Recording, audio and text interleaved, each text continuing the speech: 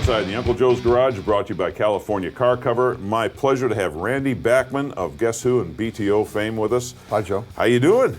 Really good. Before we get going too far into this, I just need to mention the new album is Heavy Blues. And there's quite a few stories behind this. We'll get to that in a moment.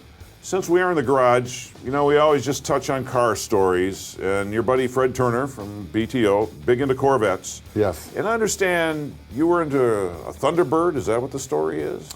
Burton Cummings collected Thunderbirds. So he had, I think, a 65, 7, and 8.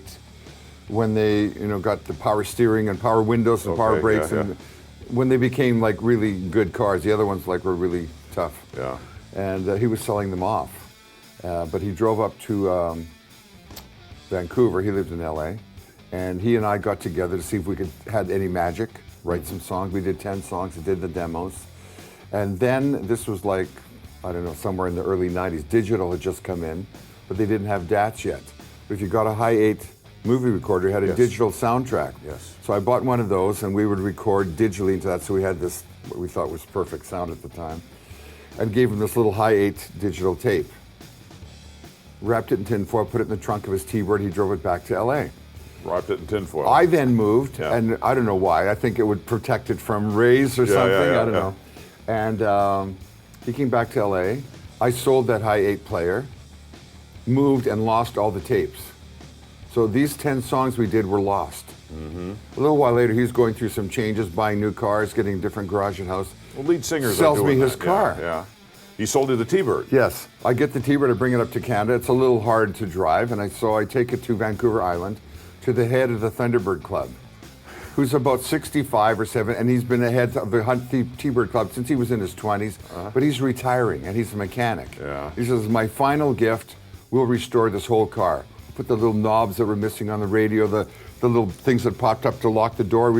Fords are really great cars to restore because there's ongoing side, just like a Chevy. You get a mid-60s Chevy or Ford, you can restore it. Mm-hmm. So he cleans it out and he gives me a box. Here's everything I found in the trunk.